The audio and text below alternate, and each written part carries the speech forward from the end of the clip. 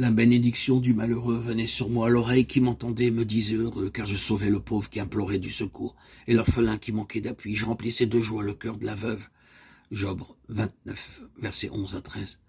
Job dit maintenant les joies du service, fruit spontané de la communion avec Dieu. Des voix s'élevaient pour le bénir. Ceux qui le voyaient rendaient témoignage à la grâce et à la puissance de Dieu qui était sur lui. On l'aimait à cause de son dévouement au service du prochain. Tous ceux qui étaient dans la peine allaient à lui et n'étaient jamais déçus. La sagesse qui vient d'en haut est pure, paisible, douce, conciliante, pleine de compassion. Elle n'est pas envieuse ni hypocrite. L'esquisse que Job trace de sa vie atteint sa suprême beauté. Après la joie de satisfaire le cœur de Christ, il n'y a point de joie plus douce ici-bas que celle de secourir ceux qui sont prêts à périr et de faire que le cœur de la veuve chante de joie. Job regrette ce temps-là. Quand donc ce service lui sera-t-il confié à nouveau? Mais qui donc viendrait à lui maintenant? Lui, le malheureux, sur le tas de cendres. Je me revêtais de la justice et je lui servais de vêtements. J'avais ma droiture pour manteau et pour turban. J'étais l'œil de l'aveugle et le pied du boiteux. J'étais le père des misérables. Je brisais la mâchoire de l'injuste. Et j'arrachais de ses dents la proie.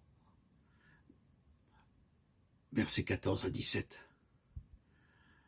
L'intimité qu'il y avait entre Job et Dieu nous permet de croire qu'existait en lui cette justice, cette droiture de vie, que nous trouvons aujourd'hui en ceux qui ont compris que Jésus-Christ a été fait pécher à notre place, pour que nous devinssions justice de Dieu en lui. Je me revêtais de la justice et je lui servais de vêtements, dit-il, pour écrire ce qui faisait sa force. Ceci nous montre qu'il était vraiment revêtu de la puissance d'en haut. On pourrait presque décrire avec les mêmes mots le revêtement du Saint-Esprit que reçurent les disciples à la Pentecôte. La justice de Dieu ne fut-elle pas manifestée dans l'apôtre Pierre lorsqu'il dévoila et jugea le péché d'Ananias et de Saphira? Ainsi, Job, instrument dans la main de Dieu au milieu de ses contemporains, fut revêtu de justice comme d'une cotte de mailles pour la bataille contre le péché. Sa justice, son jugement impartial dans les différends entre familles ou tribus, avait été comme un précieux diadème sur sa tête. Sans peur dans sa lutte pour le droit, il ne s'était pas mis en peine des conséquences lorsqu'il s'opposait aux méchants et qu'il leur arrachait leurs victimes comme on arrache des mâchoires du fauve, la proie qu'il s'apprête à dévorer.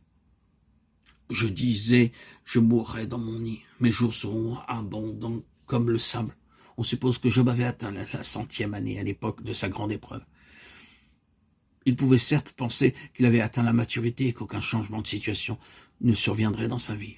Il est évident que sa communion avec Dieu, sa connaissance des ressources qu'il possédait en lui, son jugement sûr, son courage indomptable au service des autres, tout ceci ne pouvait résulter que de longues années d'obéissance et de marche avec Dieu.